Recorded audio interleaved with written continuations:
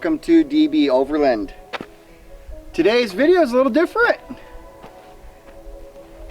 Welcome to Project XJ Overland. I just picked this up not too long ago, and the reason for picking it up was mainly because I've got two Toyota trucks, both of them are single cabs, and my family, including me, equals 5 people. So I was in need of a vehicle that the whole family can fit in. It wasn't going to cost an arm and a leg to pick up. It wasn't going to cost a ton to build it. Gets reasonable gas mileage and is a comfortable vehicle to drive. So what I ended up with is a 1996 Jeep Cherokee. Now you're thinking, whoa, whoa, whoa, whoa. John's a Toyota guy. DB Overland's a Toyota guy. Well, you are right. I have built Toyotas all my life, and I'm still a Toyota to heart. But this Jeep Cherokee is great for a family Overland vehicle. And even if you're just a 2-person group, these Cherokees are great, and let me tell you why. So sit back, relax, and let me tell you about Project Overland XJ.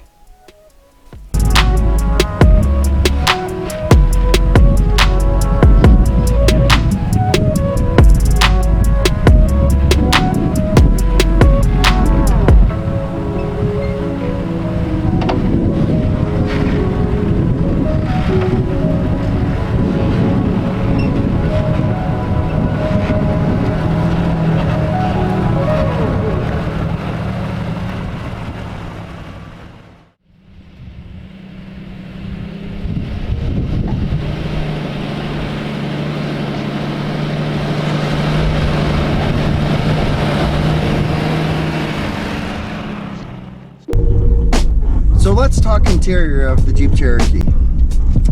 Now, they say a Cherokee is a 5-seater, which I would say is pretty true. It's a 5-seater if you have kids. Now, 2 adults in the back, no problem. But 3 kids, sure. I would not try to put 3 adults back there. Now my boys range between 12, 7, and 4. And normally the 4-year-old likes to sit in the middle, but I asked them a few times to switch it up, you know, kind of move it around and see, you know, how things are. And even with my 12-year-old sitting in the middle, he still thinks that the bench seat in the back is actually really comfortable, which is great. So I would say 4-person for adults, 5-person for kids, no problem. Now the storage space in back calculates out to be about 36 cubic feet of storage space. Now that is with the seat folded up. Right now, as you can see behind me, it's just me. I've got the seat folded down and I can actually carry a ton more gear. Now if it's just you and one other person, I'd actually remove that back seat, and then that way you've got tons of storage space back here. But if you're building it for your family like I am, you gotta have that back seat. So storage space, it's a little bit smaller, but it's still very, very usable. Now for the front, I would have to say the front 2 seats are very, very comfortable. They come either manual control like mine, or they come with power everything. You got power windows, power seats, all that stuff. Very, very comfortable. I actually find these to be the most comfortable 2 front seats in an SUV that I've owned so far. Now for the dashboard, very, very nice. I actually have no complaints on that.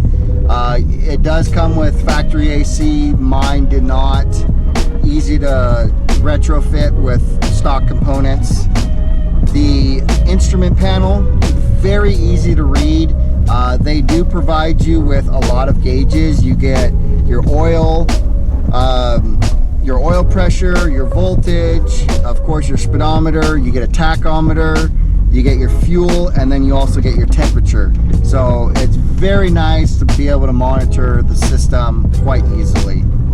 Another thing that I like about the dashboard area is there's actually a fair amount of places that you could put external switches.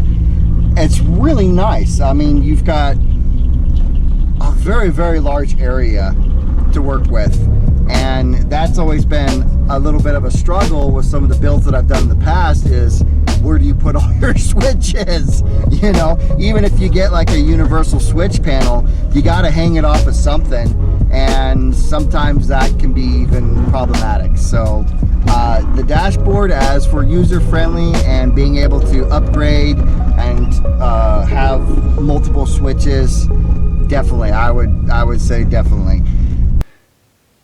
All right, let's talk about the front bumper on this Jeep. Now, it's pretty well built.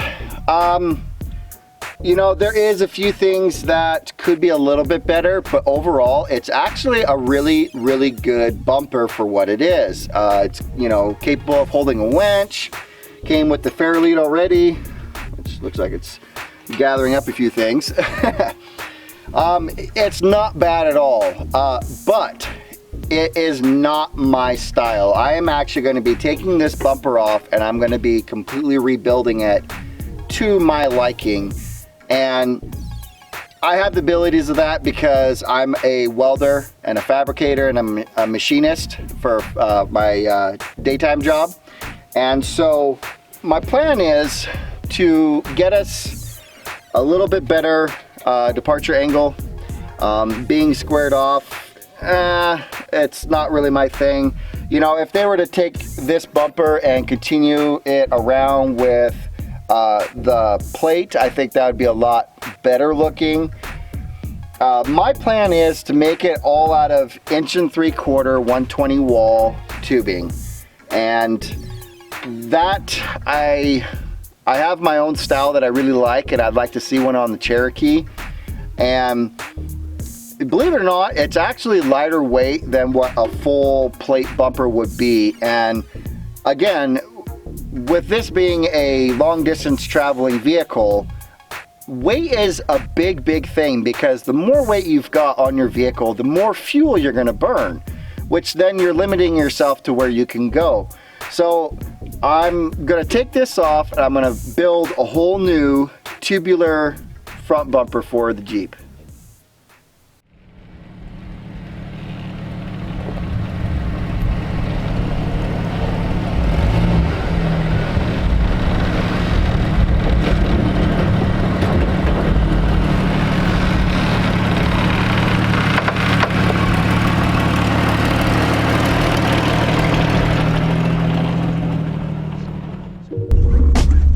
So let's talk suspension on the Cherokee.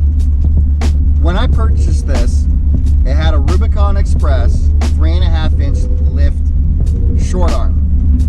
Now, one thing that I really liked about the lift kit that was on here was it had a fully replaced leaf spring pack in the back. It was not the add-a-leaf kit.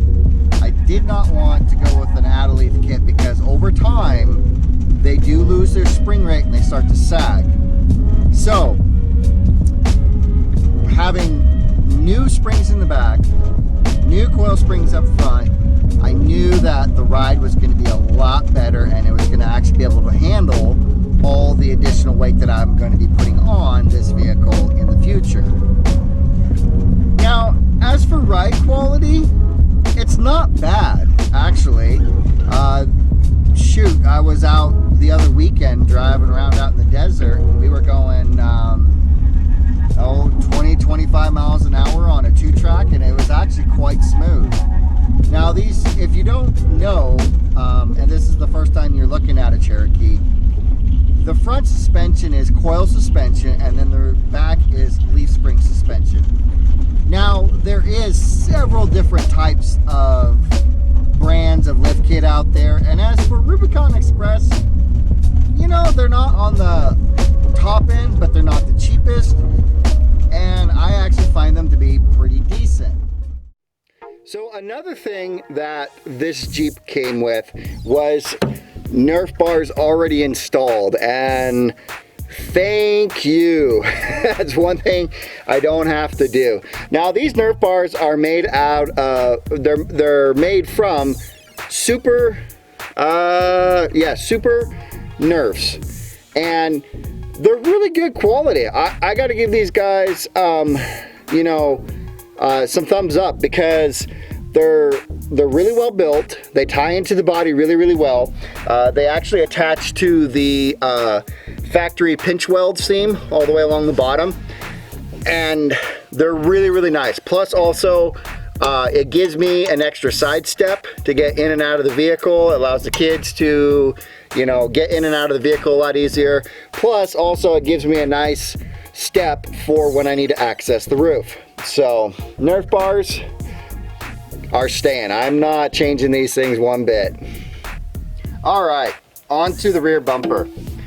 Now this bumper is not too bad. It's actually pretty decent. I believe it's constructed out of 1/8 inch material that has been bent over, and you know, it comes all the way around the corners, as you can see, and whoever had this previous did the cut and fold mod, and it's exactly what I wanted to do.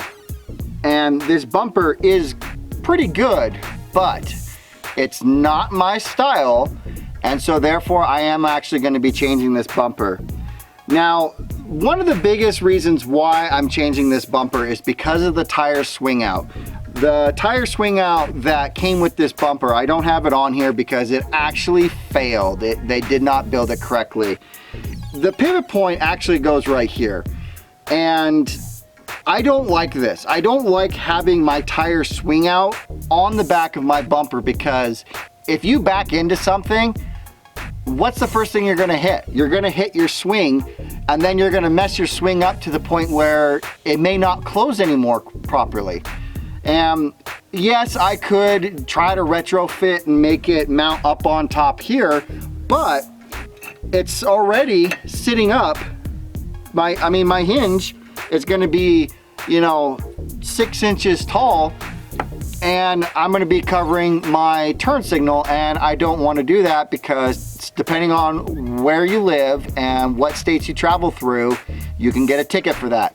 So my plan is to redo this rear bumper with 1.75 inch round tubing, and have my pivot point farther down, so that way I don't interfere with my marker lights, but it will be protected. I'm gonna have a full, you know, the bumper will come out a little bit farther, and it will be fully protected.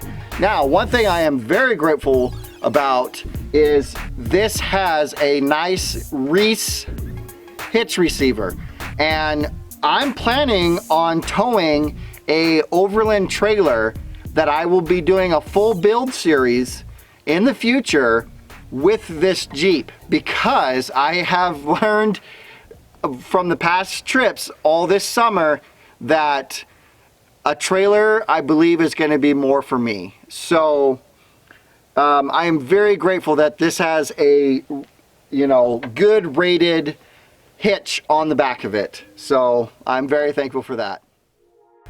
So let's talk about roof racks.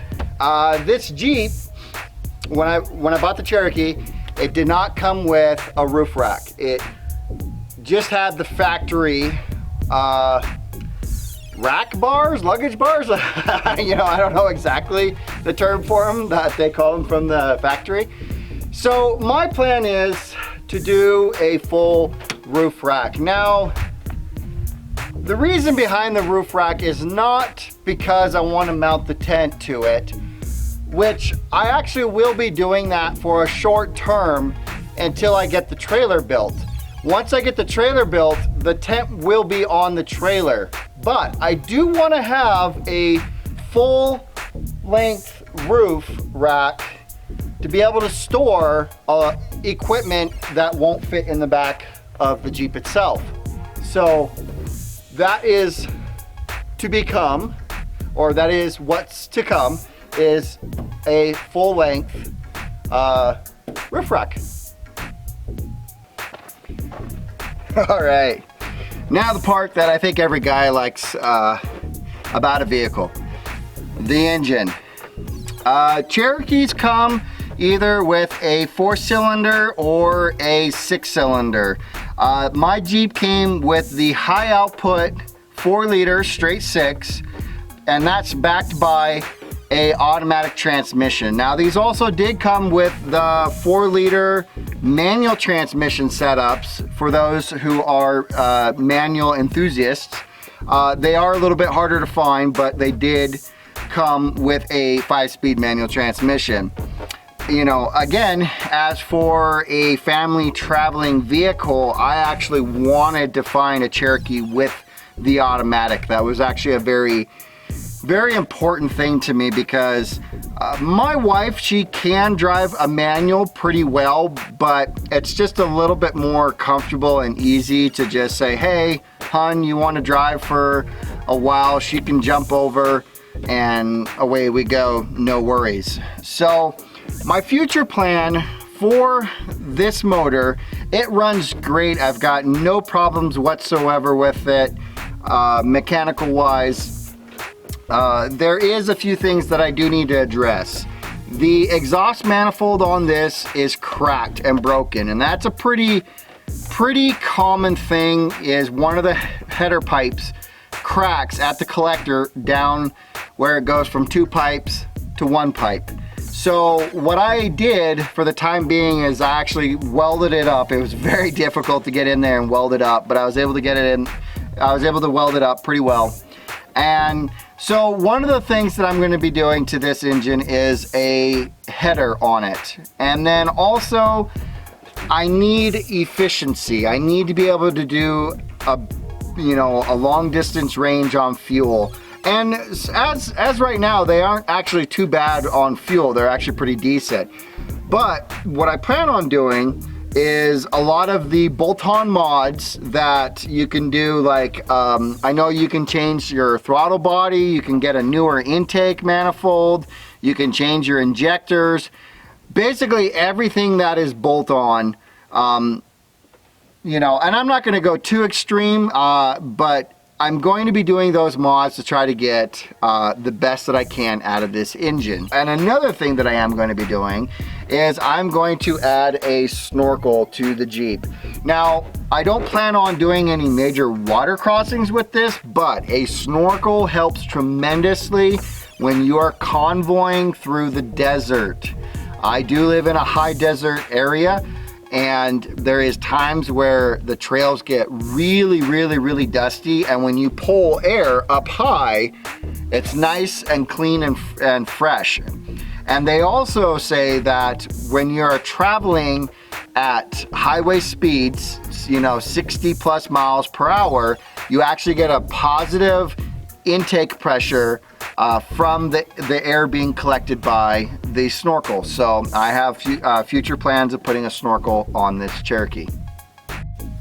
All right, tires. Another fun topic that I love talking about around the campsite fire. So this Cherokee has 31 10.5 R15 tires, the Falcon MT tires. I love these tires. I had these on my 83 Toyota pickup for a while and absolutely love them. I think they're a great tire. They're well built. They handle a lot of abuse. All around, really good tire. I'm super happy. Now, the Jeep came with another set of tires, 31-inch tires. They were still good tires, but I had to have my Falcons. And so they were mounted up on a set of 15 by 8, 5 by 4.5 black steel wheels. These are your plain Jane steel wheels. Over in Australia, they call them sunnies. which they're okay. To be honest, they're not actually my favorite wheel.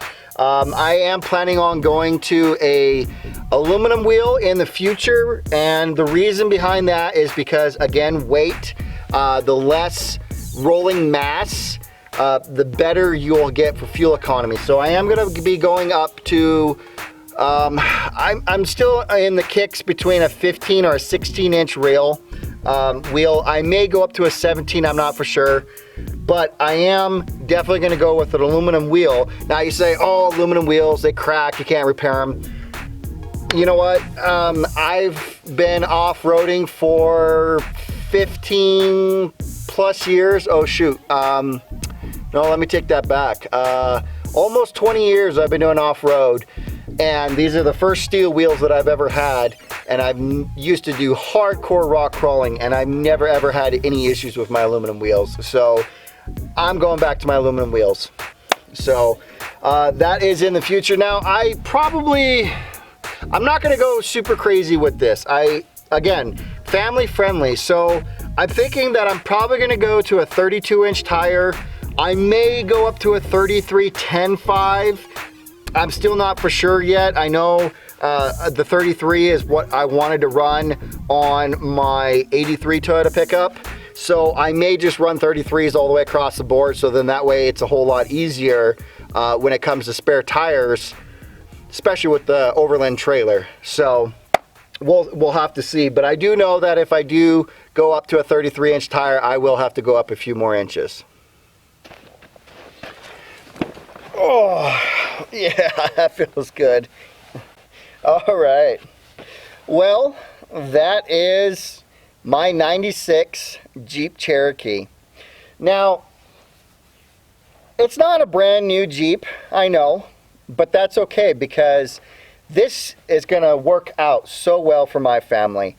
It was very inexpensive to get. They're very inexpensive to build versus newer Jeeps. And it's going to do everything that I really needed to do. We're going to be able to tow a trailer with it. We're going to be able to get decent fuel consumption and be able to travel into those places. I mean, this campsite that I'm at is actually extremely remote and is not the easiest to get into. And I mean, it's a great location.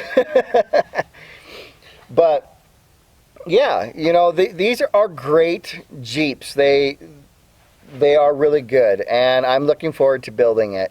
So stay tuned. I'm going to be doing a full build series of this Jeep. Every time I go to do a mod or you know, new bumpers and roof racks, I will have a video out for you guys to watch.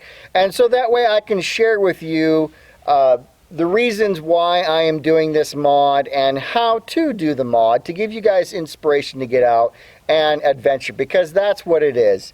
You know, yes, it is an older vehicle, but hey, you know what? Overlanding is not about going out and buying a brand new Tacoma or a brand new four-door JK. I'm sorry, it's not. You know, it's about taking what you've got, making it to the best of its abilities, getting out and having an adventure. That's what it's all about. You don't have to have a brand new vehicle to go out and have an adventure. You know, older vehicles are great. They do require a little bit of maintenance, and that's fine. You know, you just do regular service on them, you upgrade a few things to make them a little bit better, and then they're ready to head out and seek an adventure. So that's what I plan on doing with this vehicle, Project XJ Overland. So stay tuned, guys. We'll see you out on the trail.